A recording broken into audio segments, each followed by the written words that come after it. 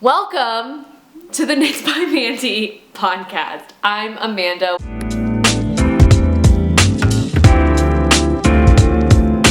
Okay, so I filmed this once before, and none of it was in focus, and it was really embarrassing for me to watch. So I'm gonna try to do it again. In an act of radical transparency, I'm telling you that I'm filming this on a Canon Rebel T3i that I asked for a graduation gift when I graduated high school in 2014. I never really learned how to properly use it.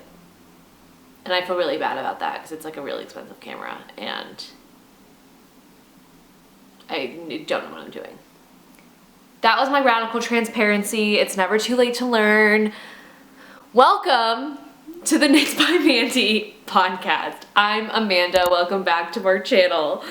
Our channel? The people's channel. Welcome back to, I'm still looking in the viewfinder to see if I'm in focus. This is a professional production. Let's start over, shall we? Welcome back to my channel. I'm Amanda, and this is Knits by Mandy, where we talk about knitting. This is my first podcast episode. It'll be a little more chatty. I'm going to talk about my newest finished object, another FO that I have, the whip that I'm working on, and future plans for what I want to knit next. So, like I said, I'd already filmed this video before, so I hope I remember everything that I had already talked about for 30 minutes again. But before we get started, fun fact, for all of those who may be confused why a lot of knitters upload videos on YouTube of just them like talking, like long form talking videos, and call them podcasts, because a lot of the times they're not even available on other podcast platforms. And it's because knitters were one of like the first groups to be on podcasts, and then it switched over to YouTube because obviously like a visual medium lends way better to talking about knitting, and I guess the name just kind of stuck.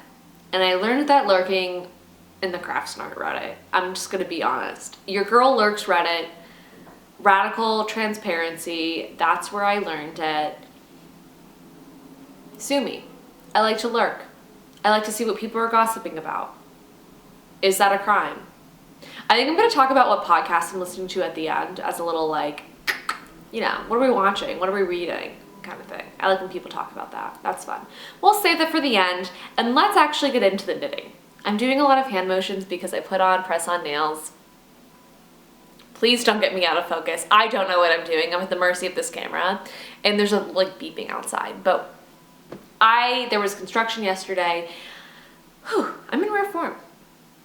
So we're just gonna get started. Thank you so much for being here. My name's Amanda. Channel's called Knits by Mandy. You can call me Amanda, you can call me Mandy.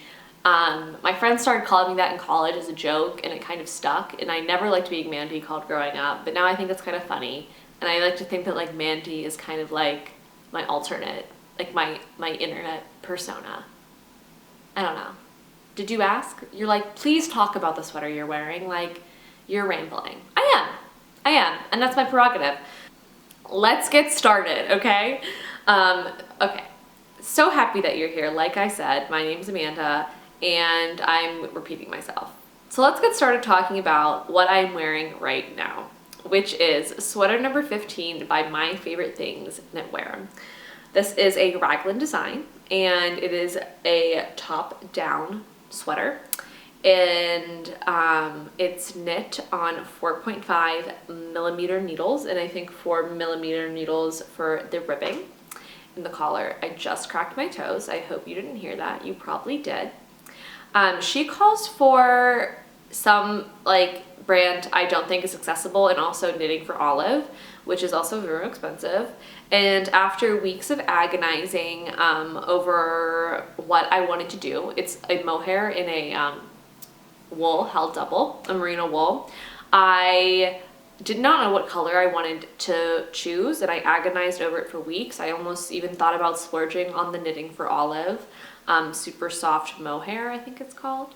And I was looking on every website, and then I was going over to Ravelry to like cross-check if the pictures look like on the website. And so I would go to the yarns and Ravelry and see what other people had stashed or what they made. I looked at like every single project in Ravelry for this sweater. I did my research. And one day I was on We Are Knitters and I realized like, oh, they have like the same weight yarns, mostly same materials that I need. In the colorways, cinnamon for both of these yarns. So the top yarn is the Touch Me Mohair and the bottom yarn is Finita. And the Finita is a little bit different than what we need. I live in a studio apartment. There's people in the hallways.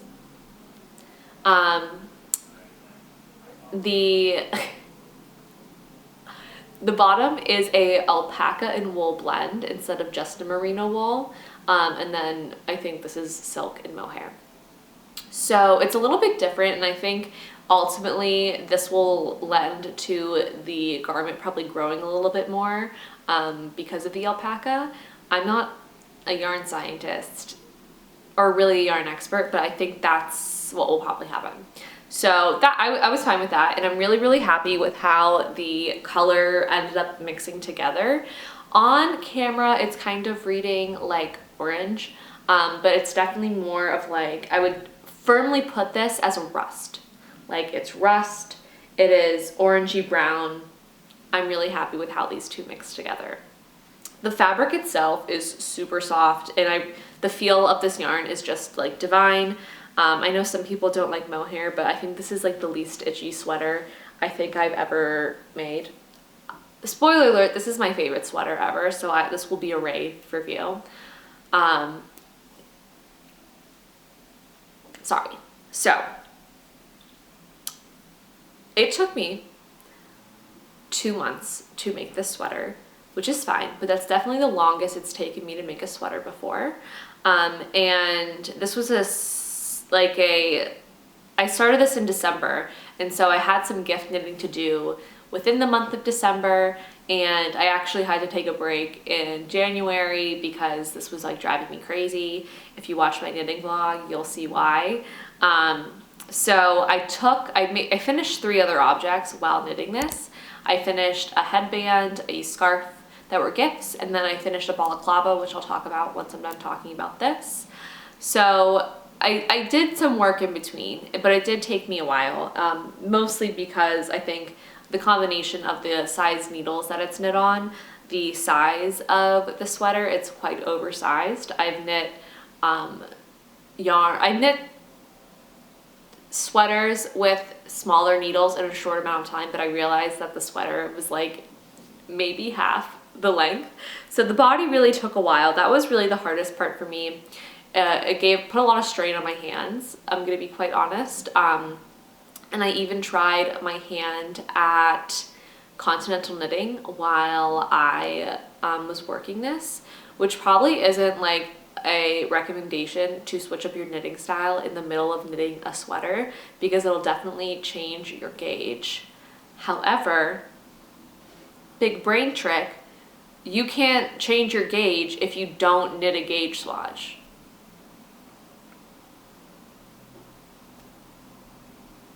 Which I didn't do for this sweater because I was just so excited to get started once I actually finally knew what I wanted to make.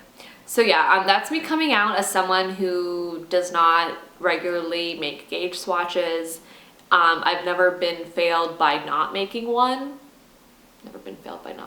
Yeah, so gauge swatches aside, I'm happy with how this came out, like I've said, and I made a few modifications. So the first one is that in my knitting vlog, you'll see me do the Italian tubular bind off for the hem, which in my opinion, it doesn't even look that good. I mean, it looks fine, but I'm not like, I feel like people sometimes talk about Italian like tubular bind off as if it has like cured cancer, but like it's just a bind off, people, and I understand that it's these little like touches that make your sweaters, I think it elevates them a lot, or your garments. However, it's not saving lives out here, you know? It was not an enjoyable experience for me. If you're unfamiliar, you're really like sewing through each stitch, which means you have to have a really long length of yarn to get the entire width of your sweater.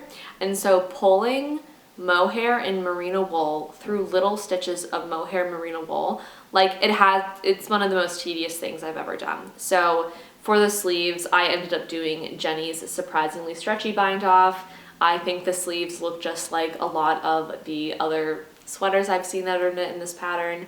The bind off does give a different look. You kind of end up with these V's on the cuff. However, consider this, like you can't even really see it with a yarn that kind of has like more of a halo on it. Consider this, I don't care. Consider this, I'm sorry, I'm being so like, this is my second take, so I'm kind of like, you know, loosey-goosey now. No, I really didn't care and I didn't feel like taking the time. I'm gonna be completely honest. I think that this sweater really speaks for itself, and I thought that people aren't really going to be looking, and I'm not really gonna be looking at the finished edges of this sweater because like this is what you wanna look at. It's like this beautiful, okay. We got cut off, but this is what you want to look at, is this beautiful texture. There is one thing I made extra short that looked good, and that was the collar, where I also made a modification. I followed the pattern as it was written for the collar, and this was my first time doing a folded collar, and the ribbing ended up looking like this in the front. So I put it on Instagram and I said, if you were me, would you like frog it, or would you just like live with it? And most people said live with it, which, like, you're my people, I feel you. But as I was working on the sleeves, I was like, I really needed to redo the collar because it looks like garbaggio, and if I'm thinking about this that much now, I'm gonna be thinking about it for the rest of the time that I have this sweater. So what I did is I cast on, someone messaged me and she was like, you need to cast on a smaller amount of stitches, or pick up a smaller amount of stitches around the collar, and it'll be easier to make the folded collar. And I was like, bet. And that's what I did, and I picked up every 2 stitches. Every 2, it's like you pick up 2, skip 1. Got it? Did that instead of and I think it looks really nice, and I'm really happy that I went back and I frogged it, and it didn't take up that much time to fix. The worst part was frogging it, and I really didn't want to go back and frog anything on this sweater because it's mohair and wool, and like frogging mohair is, I broke a lot of yarn. So that was that.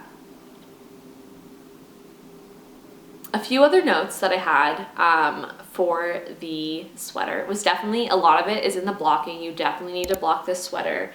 Blocking cables, I think, is really important from what I've learned, and that I can put in footage of what it looked like pre and after, is that it's almost like bouncy, and then blocking it really, really helps the cables relax and like all the twists kind of grow. And the sweater grew quite considerably from the finished object. Like the sleeves came up to like here, and now they're really fully coming down. So I really like that. The sleeves are quite wide, which I don't always think is the most practical thing, because like, what if I have to go do the dishes? What if I have to go eat? You kind of have to. But for fashion, I make those sacrifices. Two other notes. I really love the overall design and construction of the sweater. The one thing I really wanted to point out, because I'm still not over like how clever and beautiful it is the raglan stitches are, you can see right here, this is a cable and this connects the 2 front and back panels. So quite genius in my opinion. I'm gonna take a while I'm here. But yes, quite genius, quite beautiful. I'm really, really happy with how this turned out. And my only other note that when I was blocking was that these yarns did bleed. So just if you want to use these yarns, know that. Not a big deal if you're blocking things separately, but I know some people like to batch maybe block their things, or if you do color work with these yarns, they would bleed. So that's just a note. Okay, I think I'm coming down a little bit from my, I don't know why I was so hyped like 10 minutes ago. But that is my sweater number 15. I'm really, really happy with it. And let's talk about my next finished object, which is this balaclava. So like I said, in between, once I finished the body, I really needed to take a break from this sweater, mostly for my fingers. And I wanted just to do some good old like stockinette. And I talk about my knitting plans that I had this ball of silk alpaca yarn from an indie dyer. My boyfriend got it for me when he was on a trip. It was just really sweet. And I wanted to do something with it. And like, this was a really expensive ball of yarn. I'm not even kidding. I think he was probably like aghast about how expensive this was when he bought it. And so it wasn't really something I felt like I wanted to buy more of to make another project. So I really wanted to do like a one ball project. So balaclava it was. I followed a pattern in a Jenna Phipps video. I'm pretty sure it's Phipps and not Phillips. I'm so sorry. But she's very popular, has really, really fun crafting, knitting, sewing videos.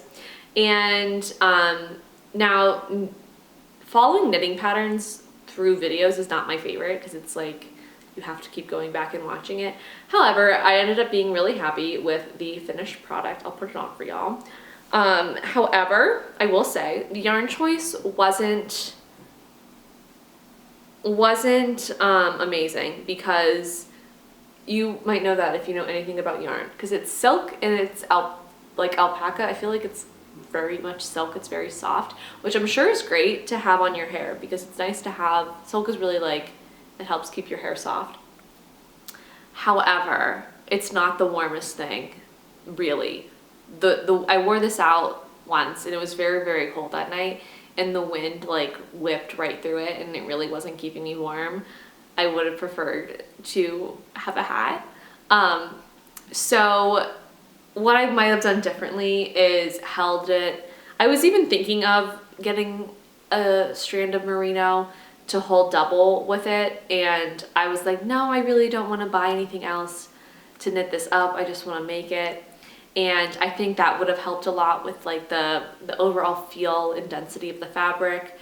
I also even think that like sewing fleece inside would be really nice, but I'm just not going to do that.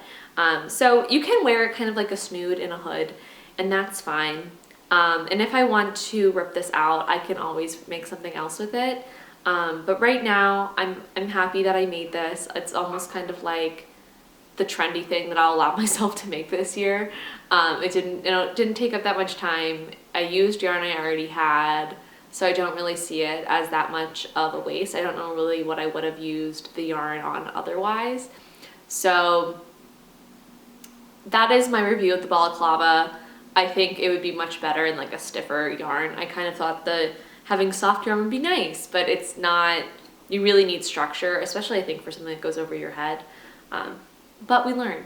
We live and we learn when we make these creative decisions. So that is my balaclava journey pattern. I love, look at these colors together. Like, they're gorgeous. The color is beautiful. This yarn is really, really nice. So thank you to Austin, my boyfriend, for getting that for me.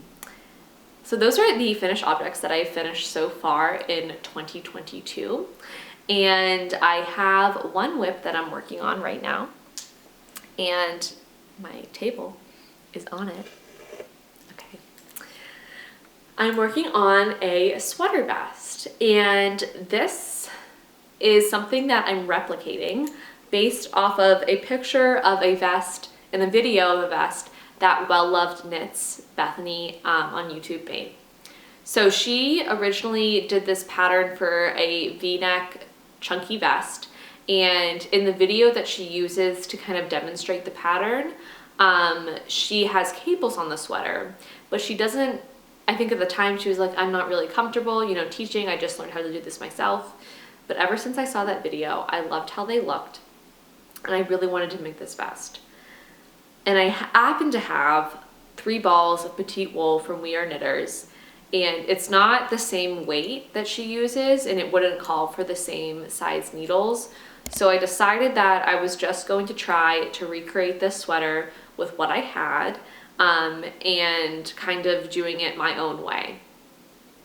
So in her video, and I'm not like divulging any secrets because it's all in her video, she makes it all in one piece, like knits the back panel and then picks up stitches on the shoulders and then like joins the v-neck and then seams up the sides. I've decided I'm gonna try to knit it bottom up, and so far so good. I'm actually getting ready to split for the v-neck because it's gonna be quite cropped because I'm not really sure how far this yarn is gonna take me. This is actually one ball of yarn, so I actually think we're gonna be fine. Like I have this much left, but I have this column and I'm not sure how I'm gonna split the v-neck with this knit stitch column. I might just drop it and make it a purl. I'm doing a whole video on this like recreation. I don't want to call it a design process because I'm fully recreating a picture, but I am kind of doing it differently and knitting it differently. So it's been really fun to kind of bring in a lot of things I've learned over the past year or so of garment making and try to recreate something for myself. It's been a really fun like creative challenge and a fun way to use my brain differently than I usually do when I'm knitting, because I'm usually strictly following patterns. So this has been a really cool experience.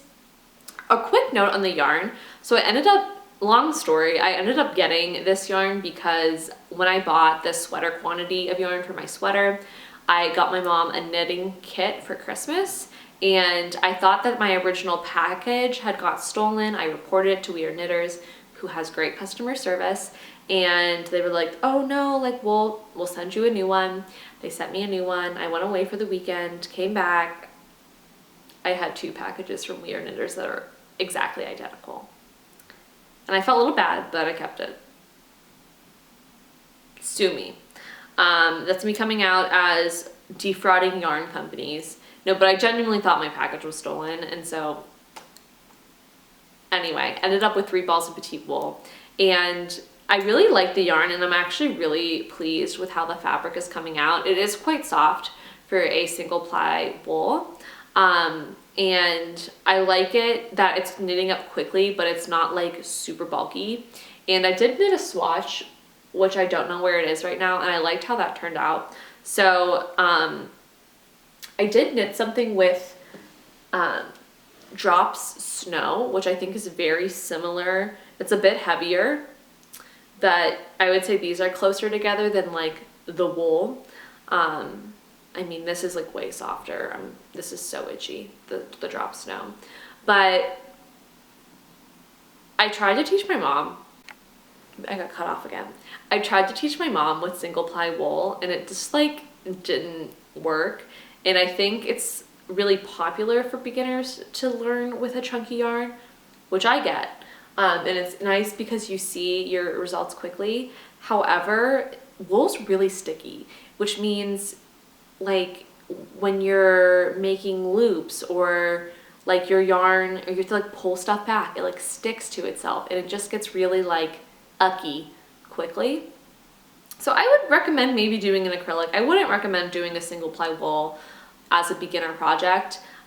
If you're like beginner, like just learning how to knit. Like I would not have this be the first yarn that you picked up and try to learn to knit with.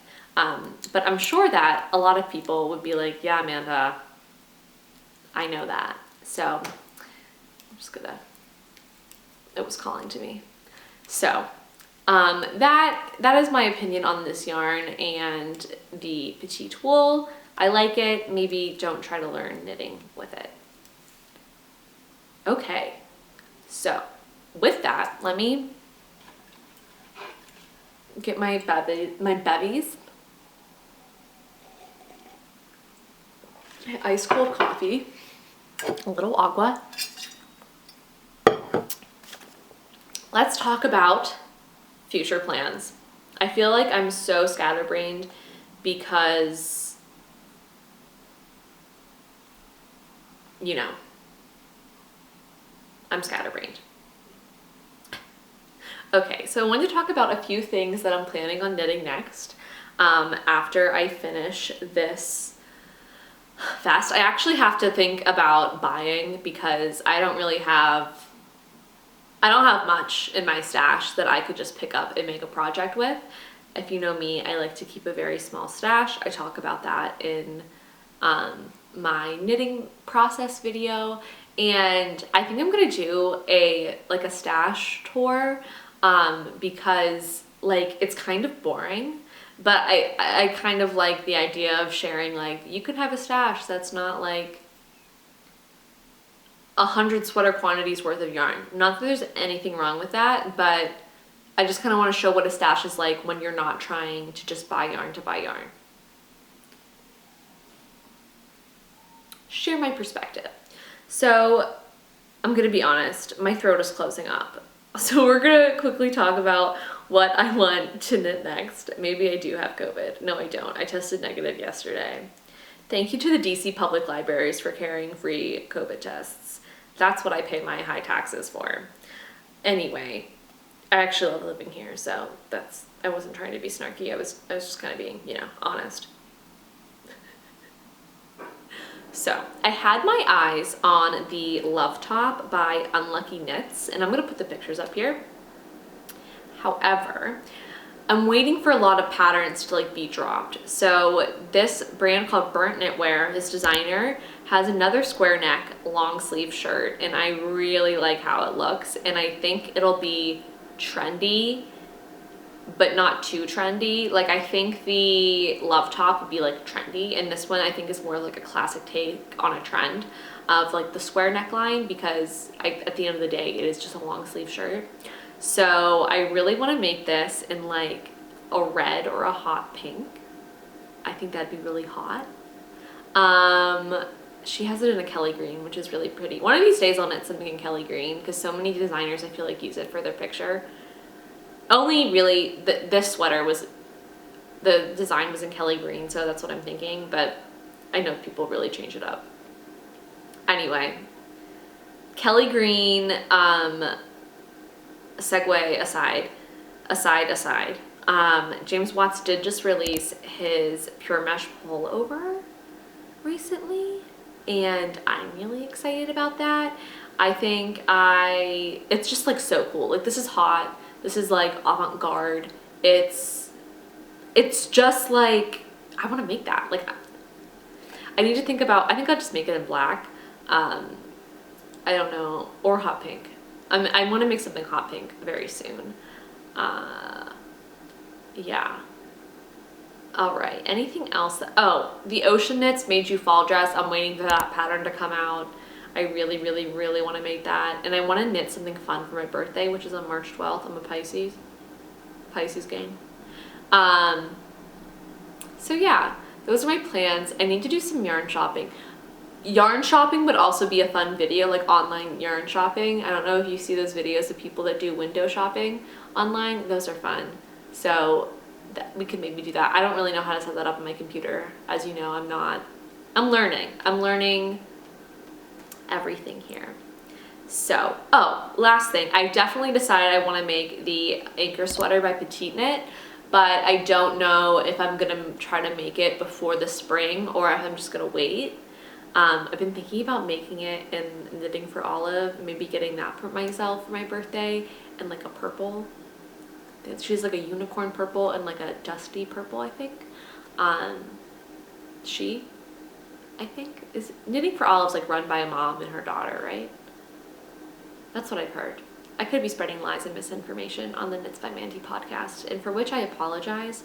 And always double check what you read on the internet, because it's not always true. Okay. Thank you for sitting with me for this. I hate when people are that was so chaotic, but I do feel I did this twice, and so I'm kind of I don't remember what I talked about. Thank you for being here. Keep an eye out for next videos coming up. I'm gonna do my minimalist yarn stash tour and my knitting process for replicating this sweater. And thank you so much for being here. I really appreciate it. I'm about to hit 300 subscribers both on here and on Instagram. Editing Amanda one last time. I did hit 300 subscribers on both YouTube and Instagram. So thank you. I'm really excited. Gotta celebrate every milestone, no matter how big or small. So thanks for being here, and back to regular Amanda. Which is just really exciting, and I know those are like small milestones, but I've just really enjoyed being a part of like the online knitting community and talking to people and being able to ask people questions, and it's just been so great because I don't have anyone that knits in my immediate circle in life. So I really love that. I love this cozy corner of the internet. Once again, I really appreciate you being here, and I hope to see you soon. Bye.